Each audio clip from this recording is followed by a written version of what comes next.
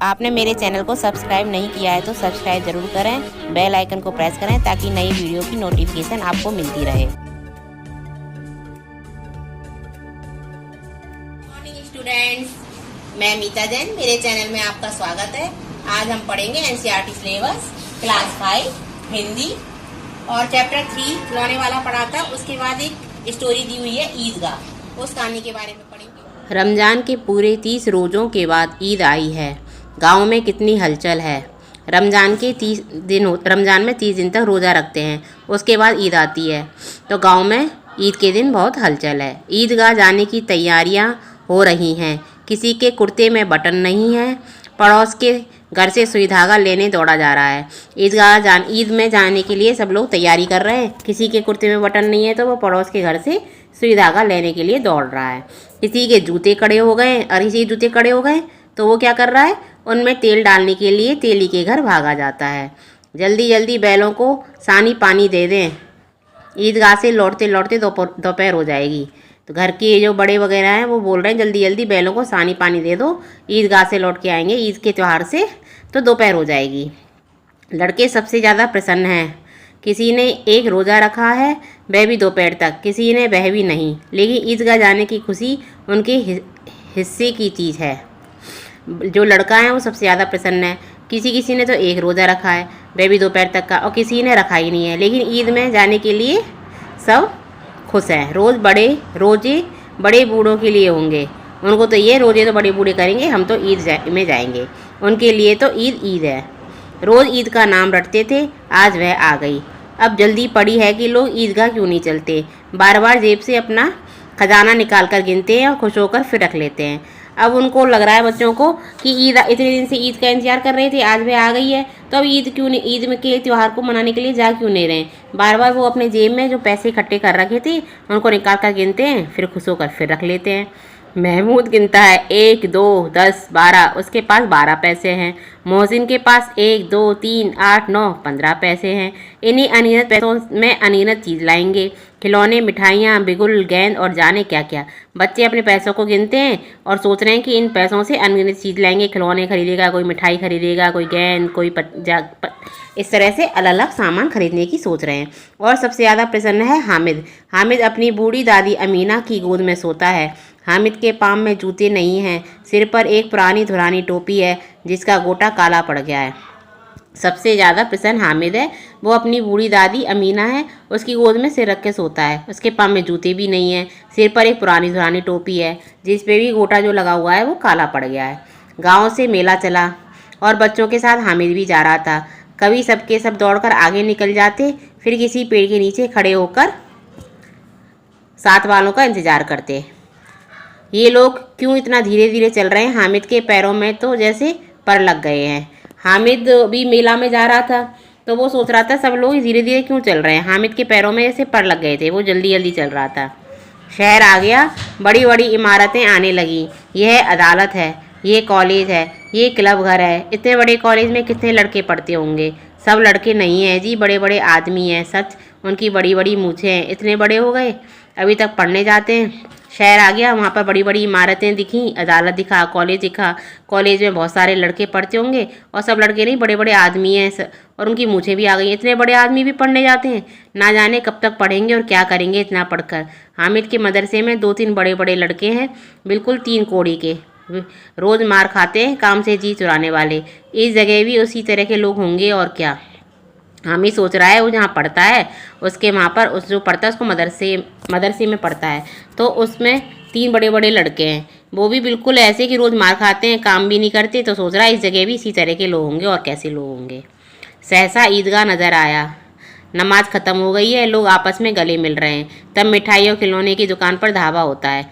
अब ईदगाह नज़र आ गया, यहाँ नमाज ख़त्म हो गई और लोग आपस में गले मिल रहे हैं और मिठाई और खिलौने की दुकानों पर सभी लोग इकट्ठा हो जाते हैं। ग्रामीणों का ये दल इस विषय में बालकों से कम उत्साही नहीं है। गाँव से जो ये दल आया है वह जो बड़े बड़े लोग हैं वो भी कम उत्साही नहीं है बालकों से, वो भी इतना ही उत्साह दिखा रहे हैं। ये देखो हिंडोला है, 1 पैसा देकर चढ़ जाओ। कभी आसमान पर जाते हुए मालूम होंगे, कभी ज़मीन पर गिरते हुए। ये चरखी है, लकड़ी के हाथी, घोड़े, ऊँट छड़ों से लटके हुए हैं। और क्या है, एक तो बहुत बड़ा हिंडोला है, उसमें जब घूमते हैं तो ऐसे लगता है कभी तो आसमान पर है कभी ज़मीन पर। और ये एक चरखी है, इसमें लकड़ी के हाथी घोड़े ऊँट छड़ों से लटके हुए हैं। 1 पैसा देकर बैठ जाओ और 25 चक्करों का मजा लो। महमूद और मोहसिन और नूरे और सम्मी इन घोड़ों और ऊँटों पर बैठते हैं। हामिद दूर खड़ा है, 3 ही पैसे तो उसके पास हैं, अपने कोस का 1/3 जरा सा चक्कर खाने के लिए नहीं दे सकता। अब वो उसके 1 पैसे में उसको घूमना था ऊँटों घोड़ों पे बैठकर, तो उसके बाद 3 ही पैसे थे, तो इसलिए वो 1 पैसे चक्कर खाने के लिए नहीं दे सकता था। सब चरखियों से उतरते हैं, अब खिलौने लेंगे। सबकी सब उन चरखियों पे घूमकर उतरते हैं, अब खिलौने लेंगे। उधर दुकानों की कतार लगी हुई है, तरह तरह के खिलौने हैं, सिपाही और गुजरिया, राजा और वकील, भिश्ती और धोबी और साधुबा। कितने सुंदर खिलौने। अब बोलना ही चाहते हैं। महमूद सिपाही लेता है, खाकी वर्दी और लाल पगड़ी वाला महमूद क्या लेता है, सिपाही। कंधे पर बंदूक रखे हुए है, खाकी वर्दी पहन रखी है उस सिपाही ने और लाल पगड़ी लगा रखी है। मालूम होता है अभी कवायद किए चला आ रहा है। मोहसिन को भिश्ती पसंद आया, कमर झुकी हुई है, ऊपर मस्क रखे हुए, मस्क का मुंह एक हाथ से पकड़े हुए। भिश्ती जो मस्क से पानी पिलाते हैं। पहले पानी मशक होती थी एक कपड़े की, उसमें पानी भरते थे, पानी ठंडा रहता था, उससे पानी पिलाते थे। तो मोहसिन को वो भिश्ती पसंद आया और उस भिश्ती की क्या कमर झुकी हुई थी और मशक रखे हुए था। मशक का मुंह एक हाथ से पकड़े हुए, बस मशक से पानी उड़ेलना ही चाहता है। और ऐसे लग रहा है जैसे वो भिश्ती मशक से पानी उड़ेलना चाहता है, ऐसे मशक को पकड़े हुए। नूरे को वकील से प्रेम है, कैसी विद्युता है उसके मुख पर, काला चोगा, नीचे सफ़ेद अचकन, अचकन के सामने की जेब में घड़ी, सुनहरी जंजीर, एक हाथ में कानून का पोथा लिए हुए। तो नूरे ने वकील खरीदा, उसने क्या पहन रखा है, अचकन, अचकन के सामने घड़ी, सुनहरी जंजीर, हाथ में कानून का पोथा, कानून के कागज़ लिए हुए हैं। मालूम होता है अभी किसी अदालत से जिरह या बहस किए चले आ रहे हैं। ये सब 2-2 पैसे के खिलौने हैं। हामिद के पास कुल 3 पैसे, इतने महंगे खिलौने वे कैसे ले। पहले उसने चरखी पे भी पैसा नहीं किया क्योंकि उसको कुछ खरीदना होगा, और फिर 2-2 पैसे के खिलौने भी नहीं खरीदे। खिलौना कहीं हाथ से छूट पड़े तो चूर चूर हो जाएंगे, ज़रा पानी पड़े तो सारा रंग धुल जाएगा। ऐसे खिलौने लेकर वह क्या करेगा। लेकिन ललचाई हुई आंखों से खिलौनों को देख रहा है और चाहता है ज़रा देर के लिए उन्हें हाथ में ले सकता। खिलौनों के साथ बाद मिठाइयाँ आती हैं। किसी ने रेवड़ियाँ ली, किसी ने गुलाब जामुन, किसी ने सोहन हलवा, सभी मज़े से खा रहे हैं। मिठाइयों के बाद कुछ दुकानें लोहे की चीज़ों की हैं, कुछ गिलट, कुछ नकली गहनों की। लड़कों के लिए यहाँ कोई आकर्षण नहीं था, वे सब आगे बढ़े जाते थे। हामिद लोहे की दुकान पर रुक जाता है। कई चिमटे रखे हुए थे। उसे ख्याल आया दादी के पास चिमटा नहीं है। तवे से रोटियाँ उतारती है तो हाथ जल जाता है। अगर वह चिमटा ले जाकर दादी को दे दे तो वह कितनी प्रसन्न होगी, फिर उनकी उंगलियाँ कभी न जलेंगी, घर में एक काम की चीज़ हो जाएगी। खिलौने से क्या फ़ायदा। वो यह सोच रहा है कि मन तो कर रहा है उसका खिलौना खरीदने का, पर उसके पास पैसे नहीं है, 3 ही पैसे हैं। तो वो मन को बहलाता है, यह सोचता है कि खिलौने की क्या है, खिलौने तो टूट जाएंगे, उनका रंग उड़ जाएगा, और खिलौने, ऐसे खिलौनों को लेने से क्या फ़ायदा है। तो वो, उसकी दादी के पास चिमटा नहीं है और दादी का हाथ जल जाता है, तो वो दादी के लिए चिमटा ले लेगा तो घर में एक चीज़ भी हो जाएगी काम की। और इस तरह से वो सोचता है। हामिद के साथ ही आगे बढ़ गए हैं। सबील पर सबके सब शरबत पी रहे हैं। देखो सब कितने लालची हैं, इतनी मिठाइयाँ ली, मुझे किसी ने एक भी ना दी। उस पर कहते हैं मेरे साथ खेलो, मेरा ये काम करो। अब अगर किसी ने कोई काम करने को कहा तो पूछूंगा खाएं मिठाइयाँ, आप मुँह सड़ेगा, फोड़े फुंसियाँ निकलेंगी, आपकी जवान चटोरी हो जाएगी। सबके सब हंसेंगे कि हामिद ने चिमटा लिया है, हंसें मेरी बला से। उसने दुकानदार से पूछा ये चिमटा कितने का है। हामिद के साथ ही शरबत पी रहे और वो सोच रहा है कि कैसे दोस्त हैं मेरे, उन्होंने एक ने भी मेरे से मिठाई की भी नहीं पूछी। तो वो उनको गाली दे रहा है, उनका मुंह सड़ेगा, फोड़े फुंसियाँ निकलेंगी, उनकी जवान चटोरी हो जाएगी। और वो सोच रहा है मैं चिमटा लूँगा और सब हंसेंगे कि हामिद ने चिमटा लिया है। फिर सोचता है हंसें तो हंसें, मुझे तो चिमटा लेना है। और चिमटा की वो कीमत पूछता है। दुकानदार ने उसकी ओर देखा और कोई आदमी साथ न देखकर कहा ये तुम्हारे काम का नहीं है जी। दुकानदार ने उससे कहा कि चिमटा तुम्हारे काम का नहीं है, बिकाऊ है कि नहीं, बिकाऊ क्यों नहीं है और यहाँ क्यों लाद लाए हो, तो बताते क्यों नहीं कि ये पैसे का है। 6 पैसे लगेंगे। हामिद का दिल बैठ गया। ठीक ठीक बताओ। ठीक ठीक 5 पैसे लगेंगे, लेना हो लो, नहीं चलते बनो।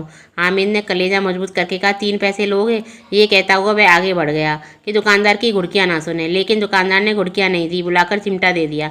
हामिद ने उसे इस तरह कंधे पर रखा मानो बंदूक है और शान से करता हुआ संगियों के पास आया। जरा सुने सबके सब क्या क्या आलोचनाएं करते हैं। मोहसिन ने इसका कहा ये चिमटा क्यों लाया पगले, इससे क्या करेगा। हामिद ने चिमटे को ज़मीन पर पटक कर कहा जरा अपना बिस्ती ज़मीन पर गिरा दो, सारी पसलियाँ चूर चूर हो जाएं बच्चों की। हामिद ने चिमटा ज़मीन पर पटक कर कहा कि देखो मेरी चिमटा तो टूटता नहीं है, तो अपना बिस्ती ज़मीन पर गिरा के देख, सारा टूट जाएगा। महमूद बोला तो ये चिमटा कोई खिलौना है। हामिद बोला खिलौना क्यों नहीं है, अभी कंधे पर रखा बंदूक हो गई, हाथ में लिया फ़कीरों का चिमटा हो गया। चाहूँ तो इससे मंजीरे का काम ले सकता हूँ। एक चिमटा जमा दूँ तो तुम लोगों के सारे खिलौनों की जान निकल जाए। तुम्हारे खिलौने कितना ही जोर लगाए, मेरे चिमटे का बाल भी बांका नहीं कर सकते। मेरा बहादुर शेर है चिमटा। सम्मी ने खंजरी ली थी, प्रभावित होकर बोली मेरी खंजरी से बदलोगे, 2 आने की है। हामिद ने खंजरी की ओर उपेक्षा से देखा। मेरा चिमटा चाहे तो तुम्हारी खंजरी का पेट फाड़ डाले, बस एक चमड़े की झिल्ली लगा दी। डब डब बोलने लगी, जरा सा पानी लग जाए तो खत्म हो जाए।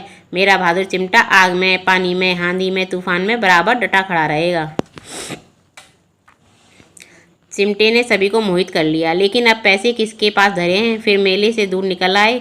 9 कब के बज गए, धूप तेज हो गई, घर पहुंचने की जल्दी हो रही है। बाप से जिद भी करें तो चिमटा नहीं मिल सकता है।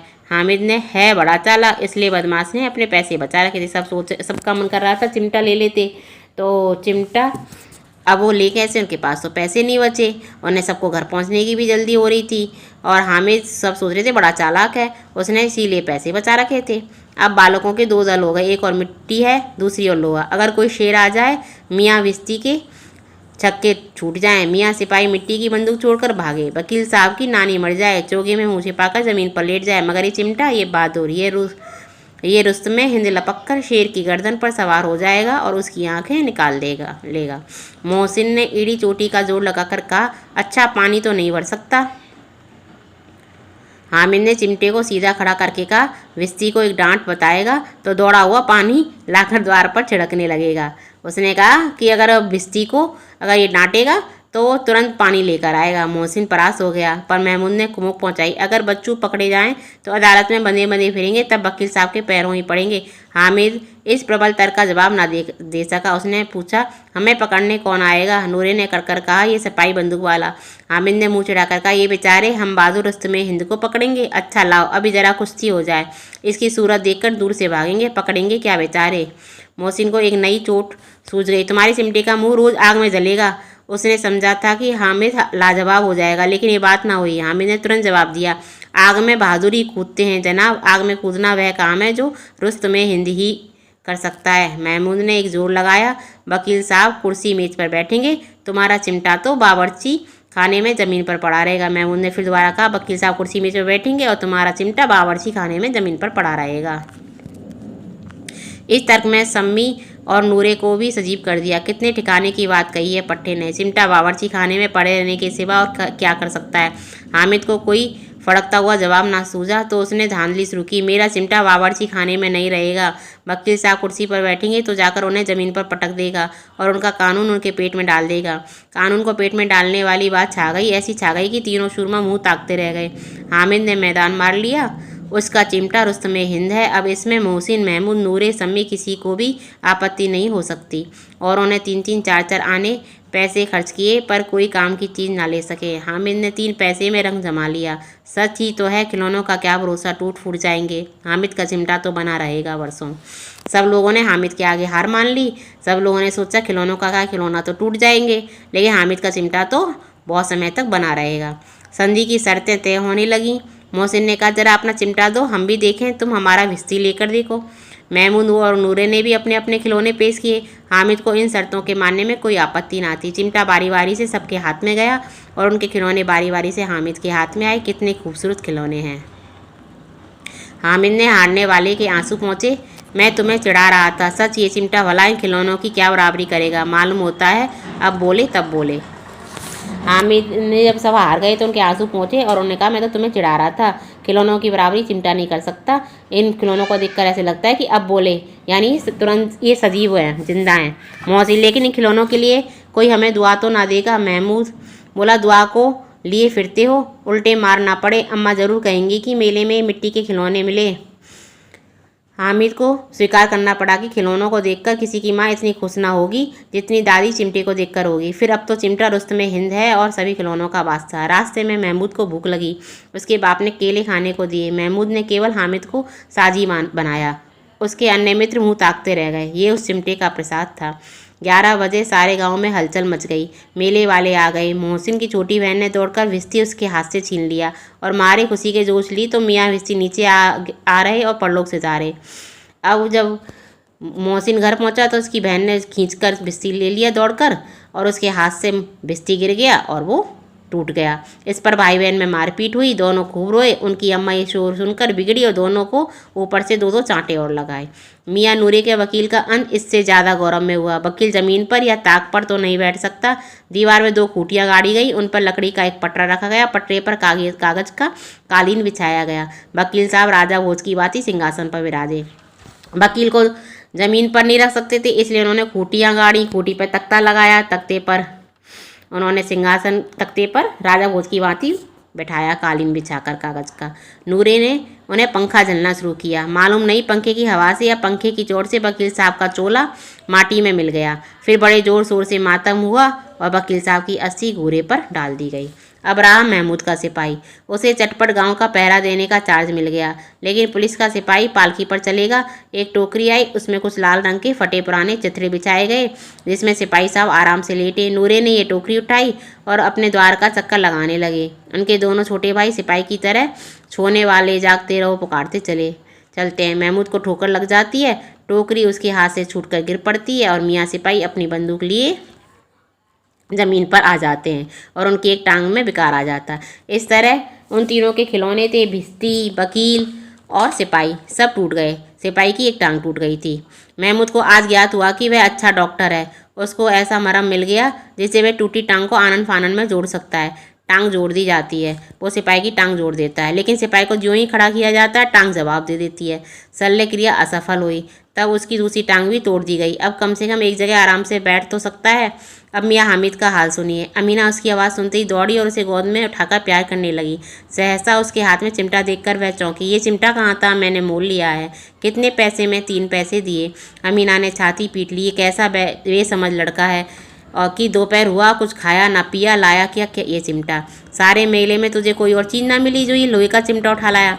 अब हामिद की दादी ने पूछा उससे अमीन कि ये क्या लेकर आए हो? चिमटा कितने में लाए हो? तो बोलता है 3 पैसे में लाए। तो पूछता है तुमने कुछ खाया पिया नहीं, केवल एक चिमटा ले आए? तो हामिद ने कहा तुम्हारी उंगलियां तवे से जल जाती हैं, इसलिए मैंने इसे ले लिया। बुढ़िया का क्रोध तुरंत स्नेह में बदल गया। बच्चे में कितना त्याग, कितना सद्भाव और कितना विवेक है। बुढ़िया जो गुस्सा कर रही थी ना बेटे पे कि तुमने कुछ खाया पिया नहीं और चिमटा ले आए हो, तो उसने कहा कि अम्मा तुम्हारी उंगली जल जाती है इसलिए मैंने इसे ले लिया। तो बुढ़िया का क्रोध प्यार में बदल गया और उसने सोचा बच्चे में कितना त्याग है, कितना सद्भाव है, कितना विवेक है। दूसरों को खिलौने लेते और मिठाई खाते देखकर इसका मन कितना ललचाया होगा। भाभी से अपनी बुढ़िया दादी की याद बनी रही।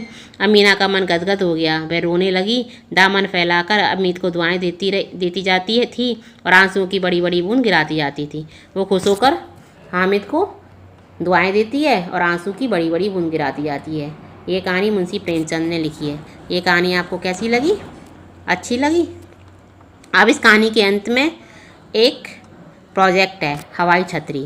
अब इसके लिए हमें क्या करना है? एक रुमाल लेना है, धागे के 4 टुकड़े लेने और एक पत्थर लेना है। बनाने का तरीका, अब समान लंबाई के धागे के चारों टुकड़ों को रुमाल के चारों कोनों पर बांधना है। फिर रुमाल के चारों कोनों को बीच से मोड़ो और चारों धागों से पत्थर बांधने के पहले ये निश्चित कर लो कि उनकी लंबाई एक समान हो।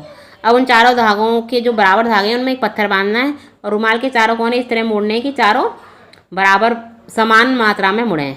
अब इसे आकाश की ओर उड़ाओ। तो उड़ाते हैं तो वो धीरे धीरे तैर के नीचे आता है। रुमाल की जगह हम प्लास्टिक की सीट भी ले सकते हैं। अब हम क्या ये जानो, ये पैराशूट चंद्रमा पर जहाँ बिल्कुल हवा नहीं आती काम करेगा? ये चंद्रमा पर क्या काम कर सकता है? अगर रुमाल के बीच एक छेद हो तो क्या ये पैराशूट काम करेगा?